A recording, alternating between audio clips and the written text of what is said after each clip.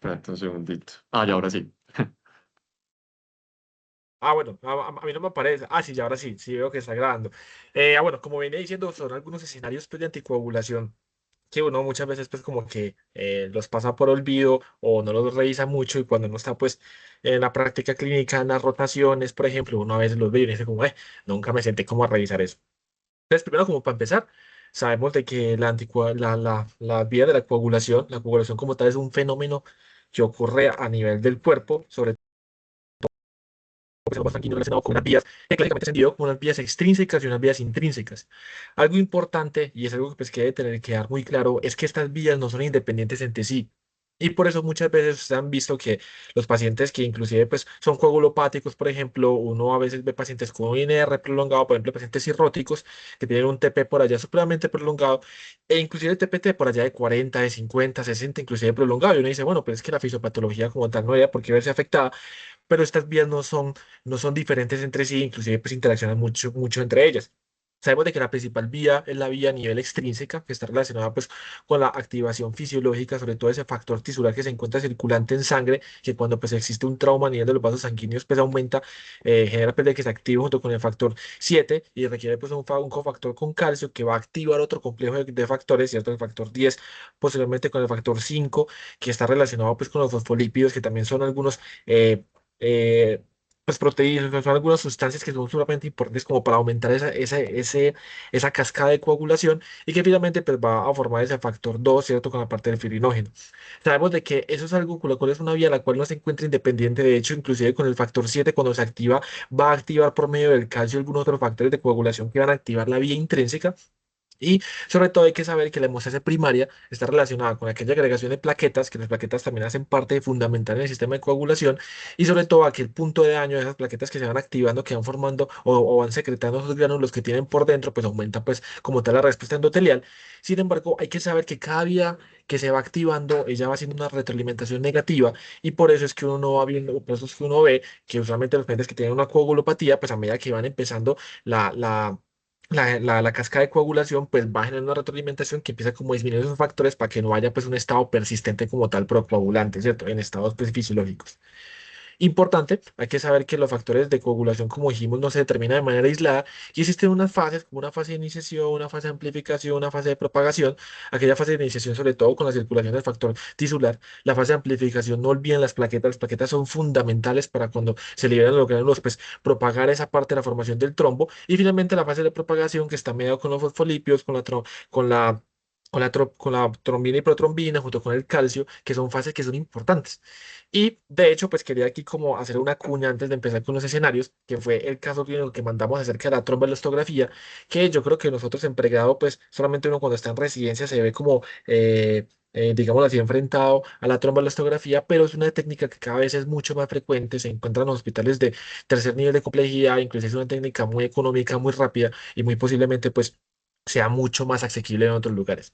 Sabemos de que la tromboelastografía fue una técnica que fue descrita sobre todo pues hace muchísimos años, más de 60 años, se describió una herramienta que fue muy poco utilizada y posteriormente se dieron cuenta que era una herramienta muy fácil, muy rápida, muy económica, que hoy en día lo usamos mucho en trasplante hepático, en cirugías cardíacas sobre todo también, y ya inclusive en trauma lo están utilizando de manera muy frecuente los cirujanos porque pues permite ver de manera directa o como más esa guía de esa cascada de coagulación que como ven, los factores, la vía intrínseca y extrínseca que se queda muy corta. Definitivamente, pues nosotros con esas vías no tenemos en cuenta muchísimos factores que se ven influenciados. Entonces, ustedes van a ver que en la tromboelastografía se hace una medición de algunos índices o algo que llama un tiempo de reacción, que es un índice que se clasifica como una R, que básicamente es como esa generación como tal del trombo, pues desde la tromboplastina mediada por el sistema intrínseco, y sobre todo van a ver que ese tiempo se prolonga cuando hay deficiencia de factores de coagulación.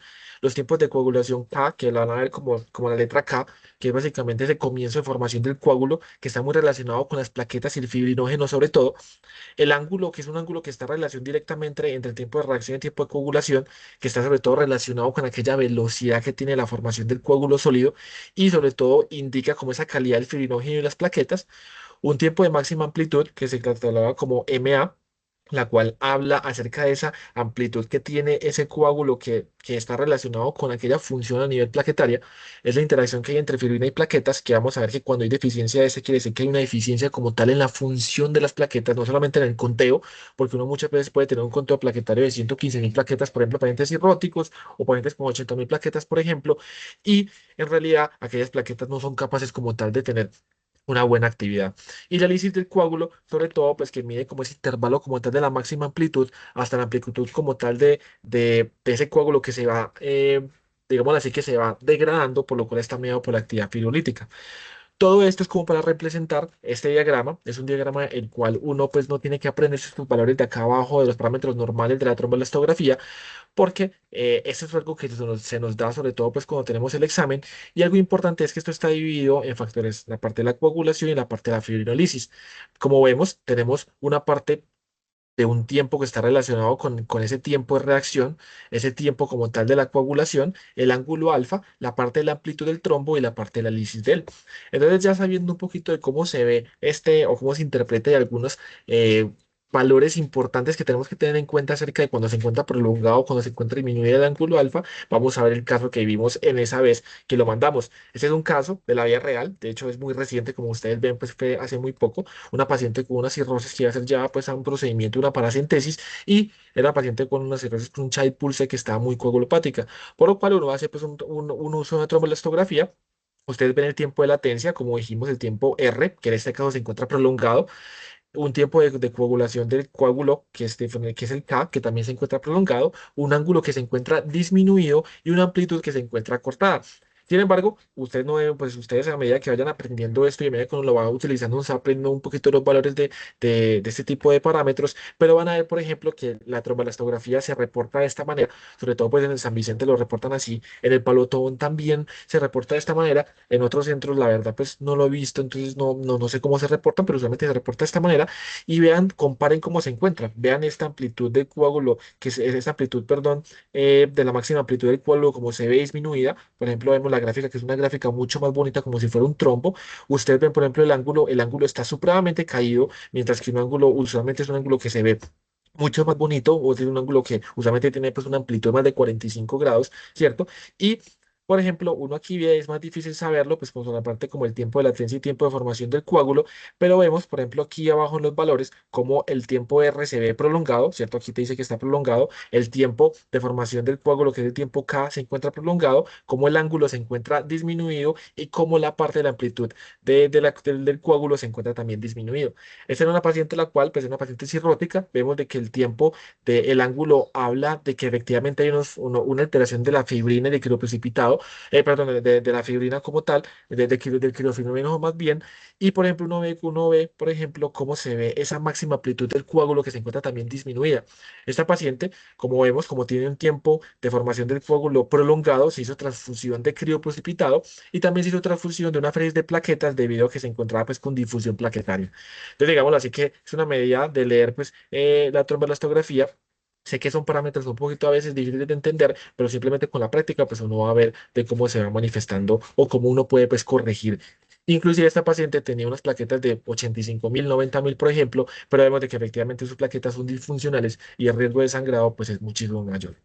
Entonces ya, ahora sí hablando un poquito acerca de algunos escenarios, en esta charla no vamos a tocar el tema anticoagulación NFA con uso de DOAC y warfarina, porque creo que es algo lo cual nosotros revisamos mucho pues, a lo largo de la carrera y creo que todos hemos leído pues, los estudios de Aristóteles, RLE, el otro que es el de Rivaroxaban, el Endoxaban, digamos así que son estudios que vienen clásicos desde 2011, 2012, 2013, que básicamente pues, han mostrado la efectividad que tiene el DOAC, que no son inferiores a la warfarina. Sabemos los casos especiales, sobre todo pues cuando tiene una estenosis moderada severa en la válvula mitral o reemplazo valvular, por lo cual pues no hablaremos acerca de este tema en este momento.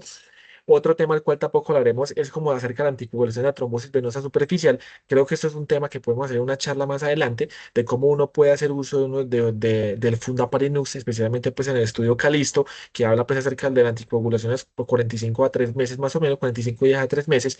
Y tampoco hablaremos un poquito acerca de los eventos tromboembólicos, del uso de DOAC o warfarina, porque creo que también hemos leído el estudio Amplify, el estudio de Einstein, por ejemplo, que hablaban de apixaban, de rivaroxaban, y como sabemos, porque las guías pues recomiendan el uso de los DOAC en eventos tromboembólicos, a menos de que sean pues causados, por ejemplo, por un SAF triple positivo, que en ese caso pues sabemos de que los DOAC no son efectivos y se debería hacer uso de warfarina. Entonces estos eventos son muy frecuentes, nosotros los revisamos mucho en la clínica y por eso vamos a hablar de algunos escenarios que son mucho más raros o mucho más infrecuentes que uno muchas veces puede estar familiarizado con estos. Entonces vamos a hacer unos casitos. Ojalá pues que alguien pudiera como participar. Obviamente pues aquí estamos como para aprender todos. Obviamente son casos que yo sé que son algo, no son difíciles, sino que son casos del día a día. Todos estos pacientes me tocaron durante este año de residencia que acabo de pasar, por lo cual son casos que llegan pues en la práctica clínica. Entonces este es un paciente masculino de 38 años, tiene antecedente de una obesidad grado 3, un índice de masa corporal de 40, tiene un peso de 128 kilos y este señor, pues él tuvo un trauma desde su propia altura, se cayó, tuvo trauma pues en el miembro inferior derecho, él llegó a urgencias, allá obviamente fue valorado por medicina general, allá se dieron cuenta que tenía pues una fractura de tibia derecha, posteriormente pues fue interconsultado a ortopedia pues hizo su respectiva osteosíntesis y él durante la estancia hospitalaria empezó con disnea, con taquicardia, unos gases arteriales que mostraron una hipoxemia con hipocapnia, se interconsultó a medicina interna pues efectivamente sospechaba un diagnóstico de un TEP, sobre todo porque este paciente, pues, por los antecedentes que tenía el factor de riesgo, y se diagnosticó un TEP agudo, segmentario basal derecho. Este paciente, pues, se hizo ecocardio, troponinas, el paciente estaba asintomático, simplemente tuvo un poquito de disnea que mejoró, por lo cual fue catalogado como un bajo riesgo y él no tuvo otras complicaciones posoperatorias. Entonces, en este caso, yo quisiera saber, pues, si alguien quiere cómo responder, como de pronto cuál será el medicamento de elección anticoagular en este paciente y si es prudente anticoagular con un anticoagulante oral directo, es decir, con apixaban o con rivaroxaban. No sé si alguien pues quiere como decir algo o simplemente pues continuamos.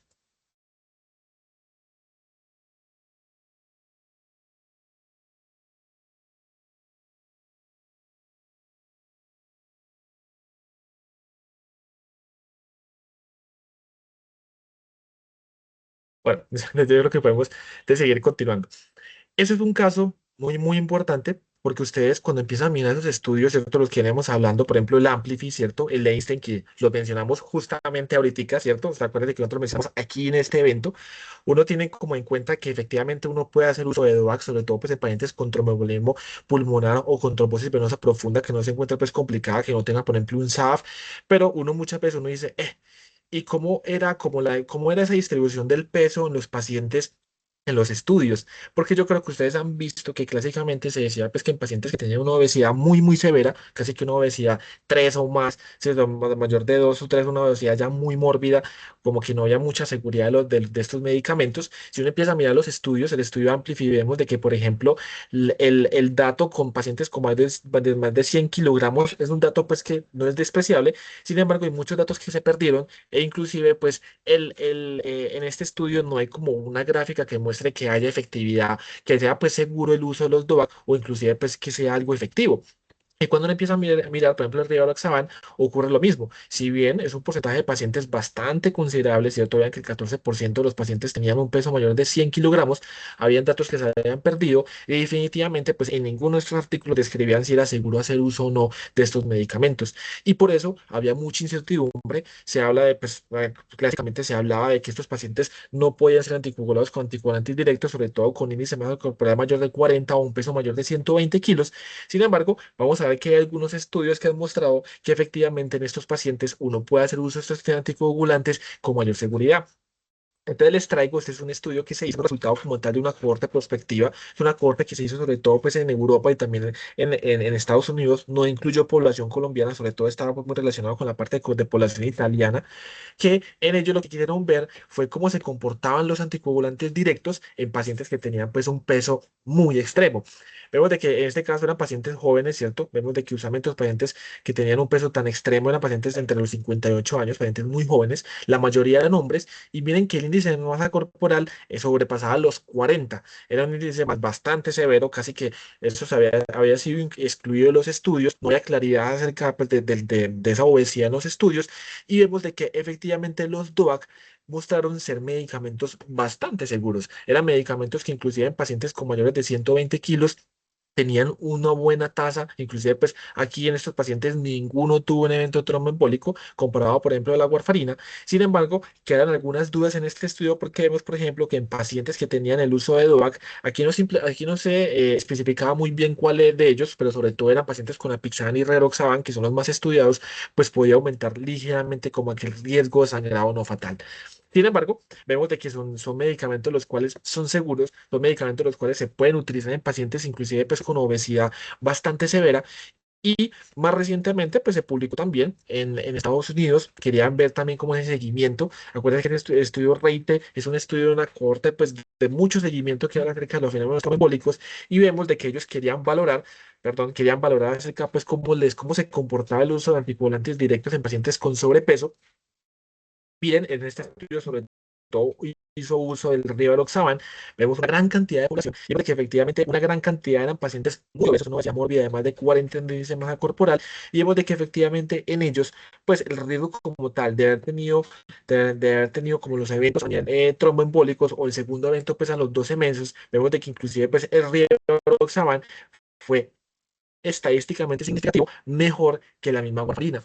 Por lo cual, pues, estamos viendo que hay recomendaciones cada vez mucho más frecuentes de que los pacientes con ese tipo de obesidad, con un índice de masa corporal mayor de 40, con un peso mayor de 120 kilogramos, pues definitivamente es seguro y podemos hacer uso de los anticoagulantes directos, específicamente para hacer rivaroxaban que la apixaban, con el dabigatran y el endoxaban, si hay menos estudios, vemos de que la mayoría de la población usa estos dos anticoagulantes, sobre todo porque el apixaban y el rivaroxaban es más europeo porque el dabigatran es más americano y los estudios son más que en población europea, por lo cual la evidencia es mucho más a favor de que en estos pacientes es seguro el uso de estos medicamentos. Entonces, para que ustedes vean en la clínica, cada vez es muy frecuente encontrar pacientes con obesidad, sobre todo pacientes con índice de masa corporal de 35, de 37, de 38, y no necesariamente pues requieran uso de warfarina o el uso de heparina bajo peso molecular, porque los DOACs son medicamentos que pueden ser seguros en este caso. Desafortunadamente, la evidencia en índice masa corporal mayor de 50 sí es mucho más escasa. Los estudios pues sí no incluyen casi esta población y definitivamente un índice mayor de este número, pues uno sí no podría hacer uso de este tipo de medicamentos. Entonces, como conclusión, vemos de que en este caso el paciente era seguro el uso de rivaroxaban e inclusive, pues cuando estábamos en la clínica, este paciente se dejó anticoagulación con rivaroxaban porque vemos de que los estudios pues nos avalan este tipo de conducta. Y esto es como una pequeña cuña, digamos así, que no tiene que ver mucho con la anticoagulación. Simplemente quería que ustedes tuviesen en cuenta, porque este dato, qué pena me devuelvo, este dato de que este paciente se encontraba con gases arteriales de una hipoxemia con hipocapnia, no son datos como tal aislados, sino que quería pues que aquellos que no lo saben o aquellos que lo saben pues que lo recuerden. Sabemos de que los gases arteriales son estudios muy importantes en la práctica diaria, son estudios que nos dan muchísima información, nos permiten saber la oxigenación, la ventilación, la perfusión, trastornos ácido-base, ¿cierto? Por medio de la PaO2, por medio de la PCO2, del lactato sérico, el bicarbonato de base en exceso, vemos de que efectivamente pues aquel intercambio que se da a nivel alveolar arterial, que requiere pues un flujo sanguíneo, un tiempo de 0,25 y solamente tiene un tiempo hasta 0,75 segundos, de cómo se pueden afectados en la cuestión de la hipoxemia. Sabemos de que los estudios de hipoxemia puede ser por hipoventilación alveolar, por disminución en la FiO2, por aumento del espacio muerto anatómico, por aumento del shunt o por alteración en la difusión alveolo-arterial. Y, por ejemplo, en los pacientes que tienen un espacio muerto aumentado, porque nosotros tenemos un espacio muerto fisiológico, ¿cierto? Que es en las vías superiores, en las vías aéreas superiores. Cuando hay un espacio muerto que no es fisiológico o aumentado, genera pues una alteración en la relación BQ, porque pues está ventilando, pero no está perfundiendo. Eso quiere decir que hay una disminución en la oxigenación se ve representada por la PO2, pero la ventilación no se ve comprometida.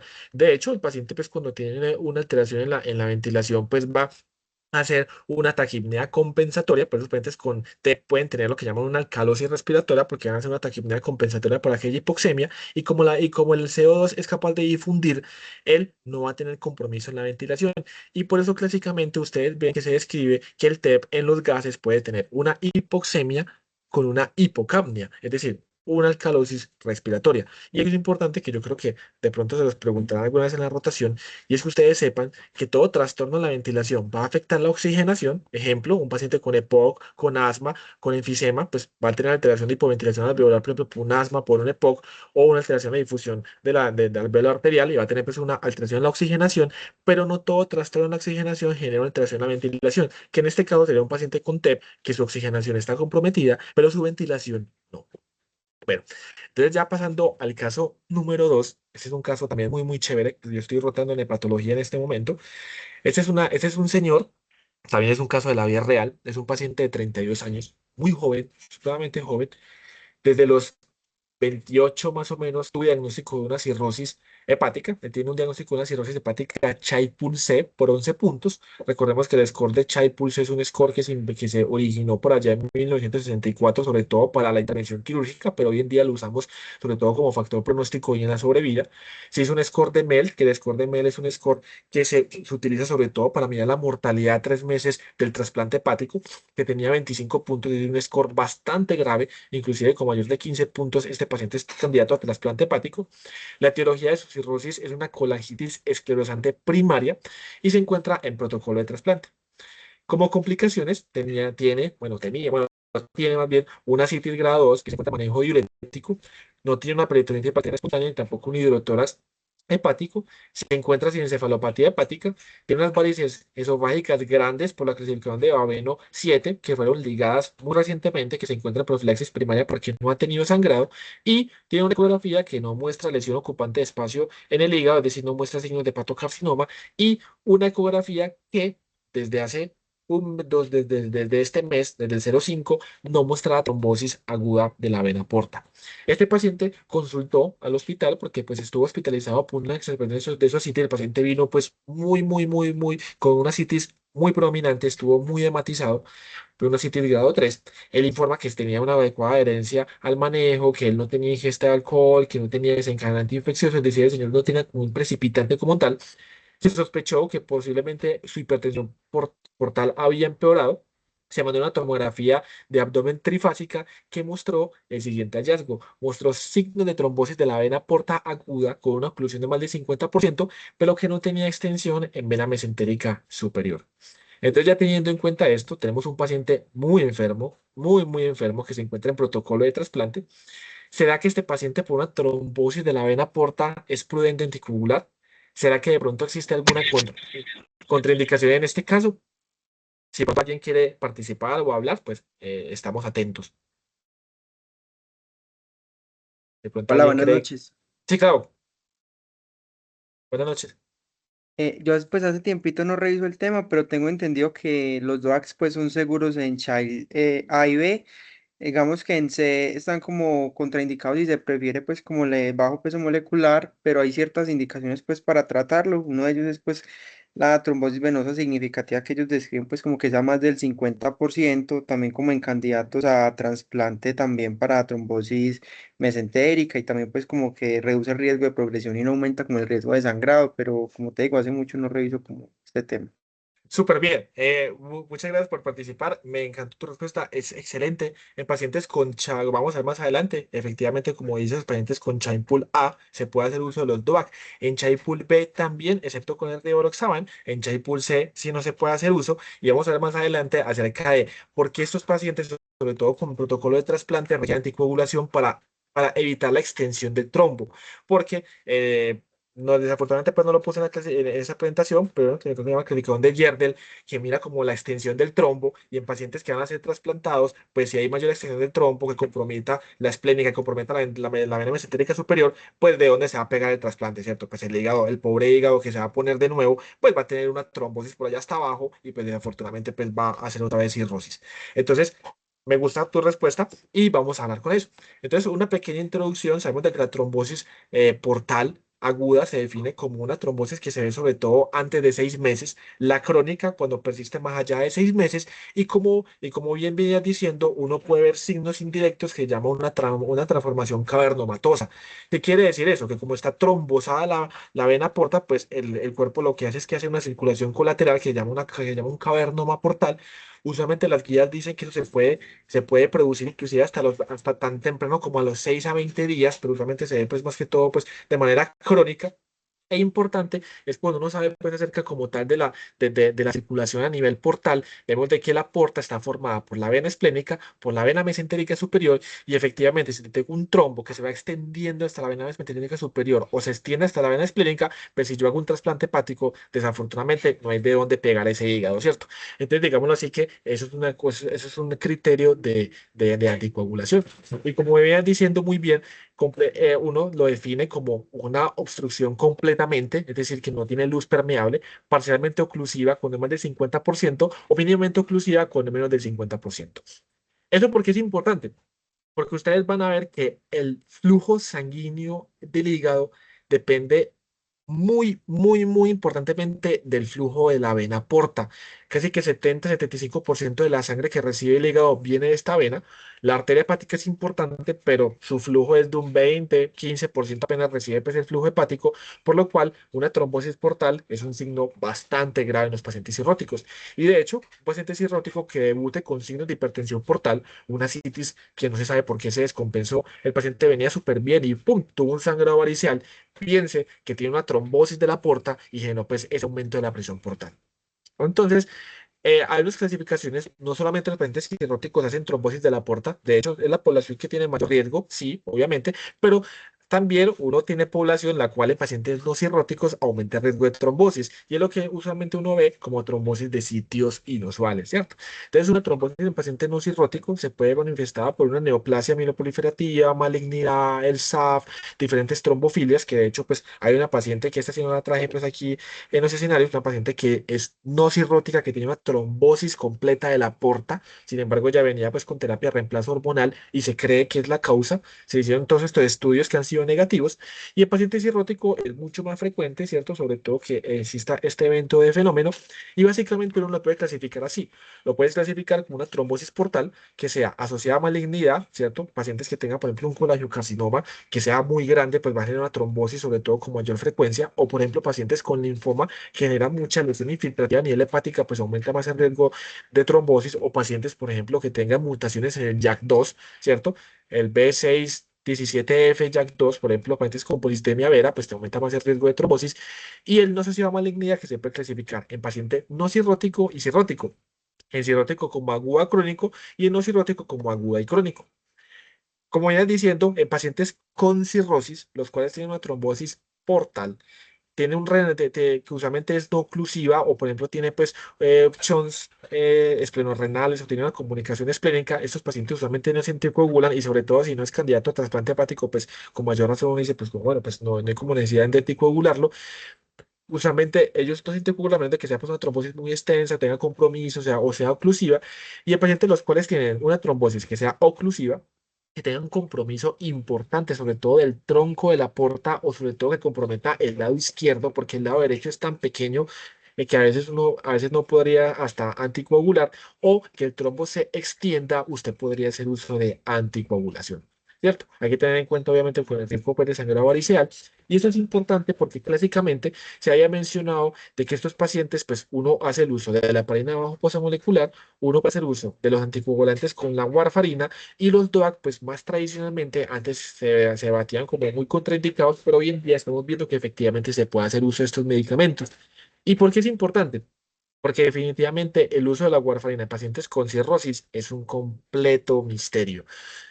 Este paciente, como tenía un Child pool tan avanzado y tenía pues una alteración de la vía biliar, que es una colangitis cruzante primaria, este paciente tenía bilirrubina total de 16 y un INR por sí solo de 2,2.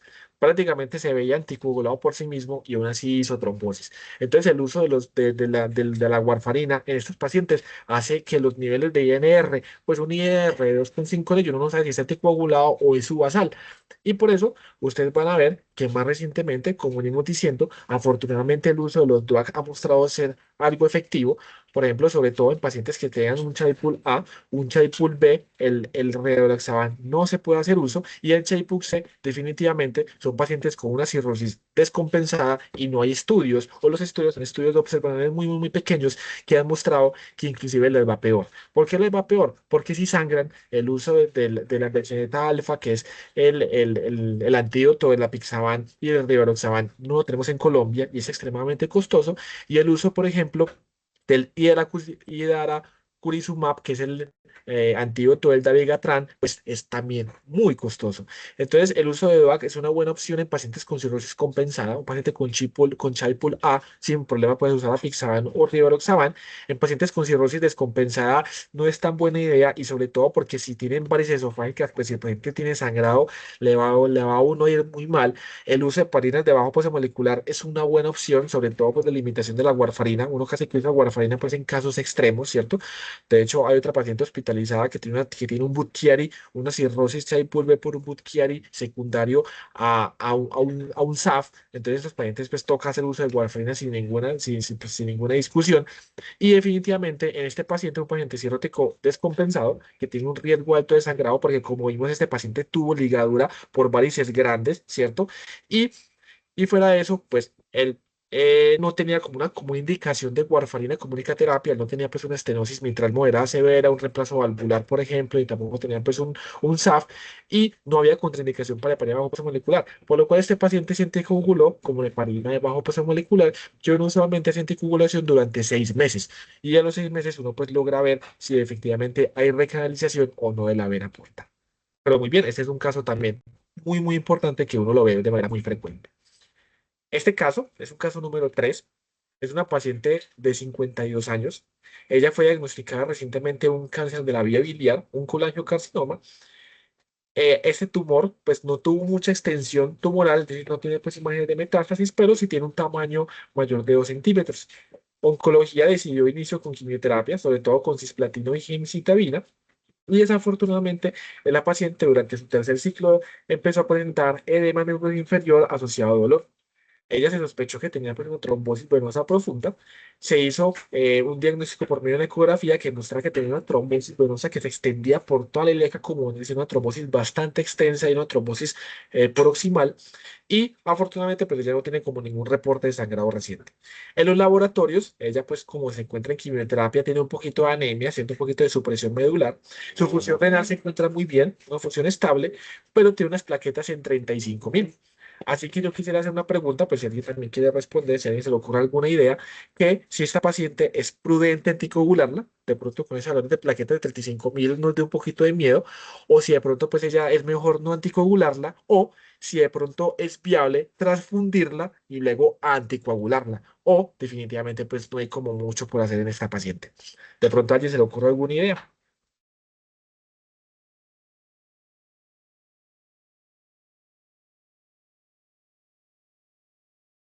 Bueno, este es un caso que es un poquito difícil. Yo sé, y entonces les quiero mostrar que efectivamente, pues desafortunadamente pacientes con quimioterapia son pacientes los cuales hacen mucha supresión medular y son pacientes que frecuentemente uno ve trombocitopenia, anemia, por supuesto, y sobre todo sabemos de que en pacientes con un conteo menor de 10.000 plaquetas el riesgo de sangrado es extremadamente alto. ¿Qué ocurre acerca de cuando uno tiene un evento tromboembólico y tiene una trombocitopenia? La anticoagulación es verdaderamente un gran problema. Vemos que esta paciente efectivamente tiene una trombosis muy extensa, entonces tiene una trombosis que compromete hasta la vena ilíaca. Es una trombosis muy extensa que definitivamente pues el riesgo de progresión es muchísimo alto, es muy alto, y desafortunadamente la anticoagulación de estos pacientes se ha visto como que ha sido como difícil la toma de decisión. Más recientemente se ha publicado que pacientes con tromboembolismo, con algún evento tromboembólico asociado a trombocitopenia, definir la anticoagulación por medio del conteo de plaquetas es algo lo cual usualmente lo usamos, inclusive lo usamos en trombofilaxis, que es algo extrapolado como tal de estos estudios. Definitivamente, pacientes con mayor de 50.000 plaquetas se pueden anticoagular. Ellos prefieren sobre todo el uso de la heparina bajo peso molecular, pero los DOAC también se encuentran aprobados. Estamos hablando en caso de cáncer, de paciente con cáncer, ¿cierto? Este es un escenario de paciente con cáncer cáncer. En escenario de menos de 25.000 plaquetas, definitivamente las sociedades recomiendan como no, mejor no anticoagule y hagamos pausa. Y en pacientes con 25 a 50.000, digámoslo así, que se habla de que usted podría hacer uso como tal de dosis de heparina molecular a dosis entre 40 y 50 con dosis altas, y si el paciente no llega a estos rangos, usted transfundir. ¿Qué sabemos de los DOAC? Ustedes ven que hoy en día pues uno puede anticoagular pacientes con cáncer con anticoagulantes orales directos. Está probado hacerlo. Hay varios estudios que lo avalan. Ese es el estudio que llaman el estudio Hokusai, que es un estudio con el Doxaban. En este caso no nos importa mucho porque nosotros no tenemos el Doxaban, pero ahora para mostrar que estos pacientes, que este estudio excluyó pacientes con menos de 50.000 plaquetas, porque por esta misma razón, porque hay mucha incertidumbre acerca de este escenario de anticoagulación. El estudio Caravaggio, que es un estudio que es muy frecuentemente, lo mencionamos mucho en la ronda de medicina interna, porque es un estudio muy bonito que compara Pixaban con delteparina. Desafortunadamente en este estudio excluyó pacientes con trombocitopenia de menos de 75.000. Recuerden que uno puede hacer uso de apixaban en pacientes con cáncer, excepto si el paciente tiene pues un tumor a nivel del sistema nervioso central o una leucemia, porque fueron excluidos en este caso, o el estudio SELECT-D, que es otro estudio también un poquito más reciente, que incluyó rivaroxaban versus dalteparina, que excluyó sobre todo pacientes con menos de 100.000 plaquetas. ¿Por qué? Porque se dieron cuenta que rivaroxaban le va muy mal en pacientes con cánceres que afectarán gastrointestinal, porque el rivaroxaban aumenta más el riesgo de sangrado gastrointestinal. Tenemos una gran brecha como tal en esta información, y cuando uno empieza a mirar pues las asociaciones, las sociedades, perdón, que tenemos una sociedad como tal de hemostasia a nivel internacional, ellos que nos dicen como no, usted tiene un paciente el cual requiere anticoagulación, usted puede hacer uso de transfusión de plaquetas hasta que llegue entre 40.000 a 50.000, siendo un valor como un valor de seguridad, y usted podría hacer uso de anticoagulación. Si usted cree pues, de que ese número de plaquetas no se va a mantener, usted podría hacer uso de la mitad de la dosis. Sin embargo, son recomendaciones más bien de expertos. Las guías lo recomiendan como pues una indicación un poco desesperada. Y cuando uno empieza a mirar que este es un estudio mucho más frecuente que llaman estudio CAVE-AT, que es un estudio pues como tal de una cohorte prospectiva multicéntrica, que lo que quería era evaluar eso. Pacientes que tenían trombocitopenia, requerían anticoagulación, se encontraban sobre todo asociados con cánceres hematológicos, porque estos pacientes las quimioterapias pues, producen mucha supresión medular, inclusive mucho mayor que los tumores sólidos. ¿Y que se dieron cuenta? Que desafortunadamente la transfusión de plaquetas aumentaba los costos, aumentaba mayor proceso administrativo, y sobre todo esos pacientes requerían mayor transfusión de plaquetas. Ellos hablaban de que el riesgo de sangrado era mucho mayor en pacientes con trombosis y trombocitopenia, que inclusive se puede extender hasta el 8% en 90 días, y desafortunadamente los pacientes los cuales eran no anticoagulados, el riesgo de trombosis o riesgo pues, de progresión del trombo era muchísimo mayor. Vemos de que las sociedades pues, nos plantean de que en pacientes con mayores de 50.000 plaquetas es apropiado anticoagular con heparina de bajo peso molecular, sobre todo ellos no, digamos así que sobre todo las guías que no son las americanas, sino un poquito más las europeas, ellos todavía los DOAC en este tipo de pacientes pues no tienen tanta recomendación a favor, porque uno sabe que el sangrado por un DOAC es muy complicado de manejar, mientras que usted pues en heparina de bajo peso molecular pues usted hace uso de protamina y le va a ir mejor, aunque sabemos de que, por ejemplo, la protamina pues no antagoniza completamente, por ejemplo, la enoxaparina, porque la enoxaparina también tiene un poquito de acción anti-ISA, pero digámoslo así que es algo seguro. En pacientes con menos de 30.000, definitivamente anticoagular no se ve, y ellos dicen como, bueno, podría ser apropiado. Es una recomendación de expertos, es decir, que de 11 expertos, 11 aprobaron de que usted podría hacer transfusión de plaquetas y luego anticoagular, y definitivamente si tiene 30.000 a 50.000, pues usted podría hacer uso de dosis reducidas. Vemos de que es un escenario en el cual es muy difícil, usualmente es muy incierto. Posiblemente este paciente, si no se anticoagule, el riesgo de progresión y de debut de un nuevo evento trombólico sea muy alto, y posiblemente este paciente pues vaya a requerir anticoagulación, ya sea con dosis reducidas o una transfusión de plaqueta como manera profiláctica. Ese es un escenario pues que un internista tampoco va a resolver por sí solo, y posiblemente pues requiera un estadio multidisciplinario de oncología, de medicina vascular, para definir pues si efectivamente si se beneficia de anticoagulación. Pero para que sepan, básicamente esta gráfica, llévense en la cabeza de que con 25.000 plaquetas no se puede anticoagular. Un paciente con mayor de 50.000 plaquetas se puede anticoagular de manera segura, y entre 25.000 a 50.000, pues entre 40.000 a 50.000 se podría hacer uso de anticoagulación. Si usted cree que tiene riesgo de sangrado, pues reduzca la mitad de la dosis, y la transfusión de plaquetas es algo lo cual usted puede pues hacer de manera muy efectiva. Y ya para ir finalizando, ese es el último caso, es un caso también un poquito más de neurología, ¿cierto? Porque yo también roté por neurología, pero los internistas también tenemos que saber un poco acerca de esto. Ese es un caso de una paciente de 30 años. Ella el único antecedente que tenía era consumo de anticonceptivos orales. Desde hace más de 5 años los consumía.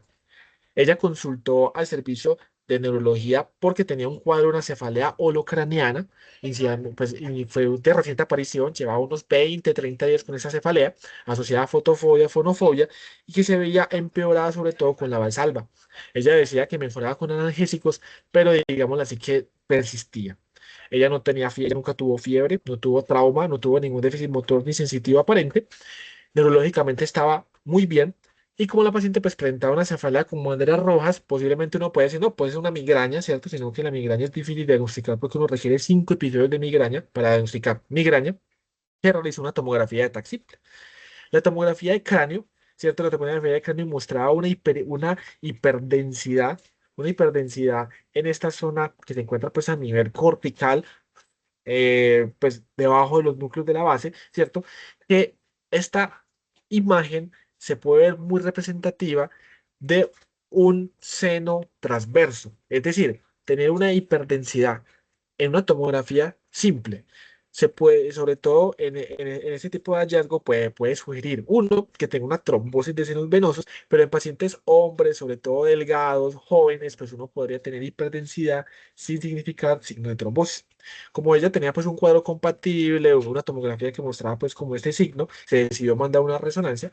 En la resonancia uno tiene que mandar siempre una resonancia contrastada para buscar trombosis de senos venosos. Vemos aquella hiperintensidad en el seno transverso, que es este seno de acá, y otra hiperintensidad en el seno longitudinal superior, por lo cual se dio un diagnóstico como tal de trombosis venosa, de trombosis de senos venosos.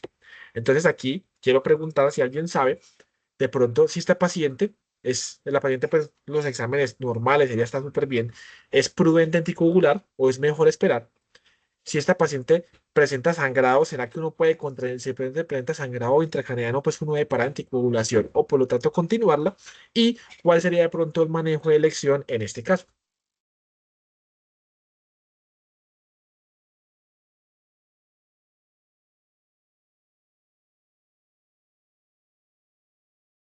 Bueno, yo también creo que es un poquito, también un poquito difícil.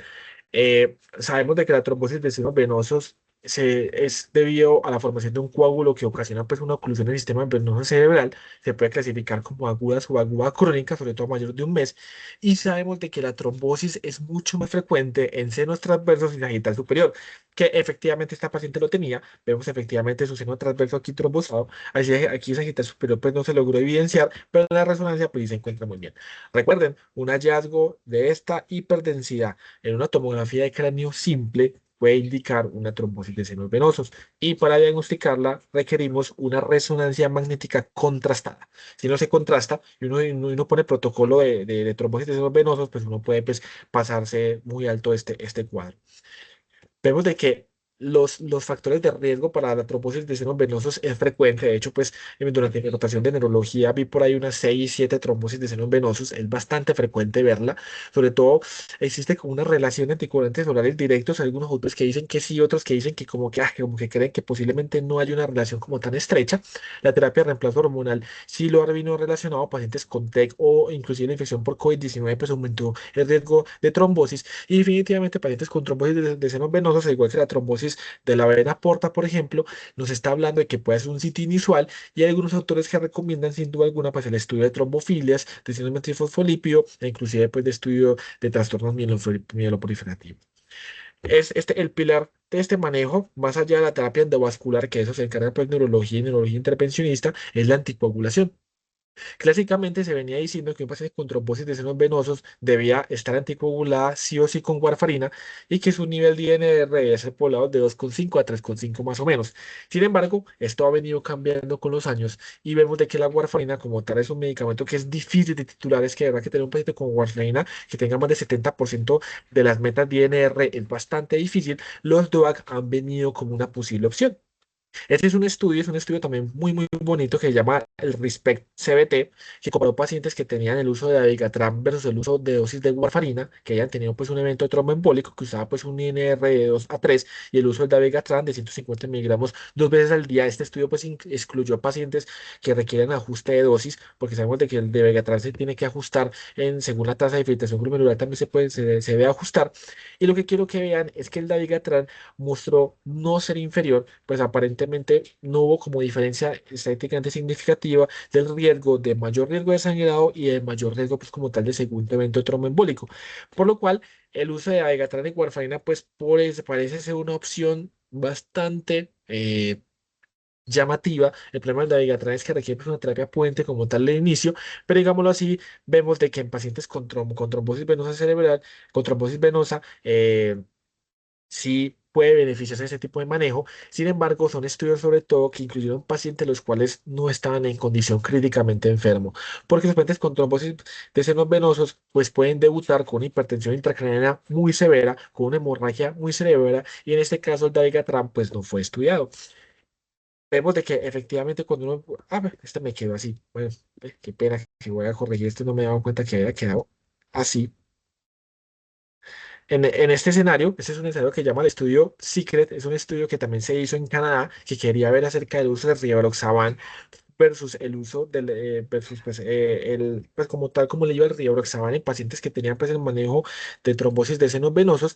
Fue un estudio pues prospectivo, aleatorizado, doble ciego, que intentaba pues como mirar el uso de rivaroxaban versus el uso de la warfarina en terapia de INR de 2 a 3 y el rivaroxaban con 20 miligramos cada 24 horas, y se dieron cuenta que el uso del medicamento con rivaroxaban pareció ser igual de seguro que el mismo uso con warfarina, e inclusive pues la diferencia como tal de la recurrencia del evento y la extensión del evento pues no hubo como mucha diferencia estadísticamente significativa, inclusive pues pasa a la unidad. Algo importante es que efectivamente en este estudio también se volvió a hacer uso de pacientes los cuales no se encontraban en condición críticamente enferma, por lo cual sigue habiendo pues mucha discrepancia en pacientes los cuales se presentan pues con un evento muy muy crítico, que el uso de rivaroxaban podría no ser como esta opción. Y más recientemente es un estudio que se llama el Action, es el estudio más reciente que se ha publicado acerca de trombosis de senos venosos, que lo que quería ver era incluir una gran cantidad de pacientes. Fue un estudio multicéntrico que cogió pues pacientes en Estados Unidos, también en Europa, y quisieron ver cómo le iba. Inclusive pues también cogió otras razas, pues razas asiáticas, y quería ver pues cómo le iba el uso de la Pixaban frente a la warfarina en pacientes los cuales pues tenían este evento. Sobre todo eran más de 1.000 pacientes, y vemos de que el riesgo como tal de recurrencia del trombo fue muy similar, el riesgo de sangre, de muerte fue también muy similar, el riesgo de la parte de la recanalización tuvo como diferencia significativa, pero los DOAC parecieron ser un poco más seguros en disminuir como el riesgo de hemorragia y el riesgo como tal pues de sangre, sí, el riesgo pues, como tal de hemorragia o sangrado intracerebral. Por lo cual, hoy en día, digamos así que puede ser seguro, es una herramienta segura el uso de los DOAC en pacientes con trombosis de senos, de senos venosos, pues, de senos cerebrales. Sin embargo, en pacientes que se encuentran críticamente enfermos, el uso de los DOAC no es tan bien estudiado, sobre todo por el riesgo de que no haya recanalización. Por lo cual estos pacientes, usualmente pacientes que llegan con hipertensión intracraniana, que se encuentran en UCI, que inclusive requieren pues cranectomía pues, descompresiva, usualmente hacen uso de prena bajo presión molecular y dejan manejo con warfarina. Mientras que una paciente la cual una cefalea se encuentra un diagnóstico de una trombosis de senos venosos, se estudia por la causa que no sea una causa secundaria, y efectivamente el uso de los DOAC es una excelente herramienta. Entonces parece que son medicamentos muy seguros, son bastante seguros, sobre todo pues, sobre estudios de población pequeña. Los estudios usualmente tienen pacientes, el más grande fue este Action, que tomó más de 1.000 pacientes, pero realmente eran pacientes que no eran en condición crítica, y definitivamente pues si no hay indicación de uso de warfarina, pues el uso de los DOAC es una excelente herramienta. Y listo, eso fue como los 4 escenarios que quería traerles. Son escenarios que, digámoslo así, que son diferentes de los que uno ve en la práctica clínica, porque uno muchas veces pues, está como muy familiarizado pues al uso del estudio de warfarina y DOAC NFA, y eso pues la verdad ya está muy estudiado, y pues creo que lo sabemos bastante bien. Entonces era como para traer pues nuevos escenarios que al menos de pronto ustedes no conocían o no estaban familiarizados de cómo ha ido avanzando pues hoy en día ese estudio de la anticoagulación.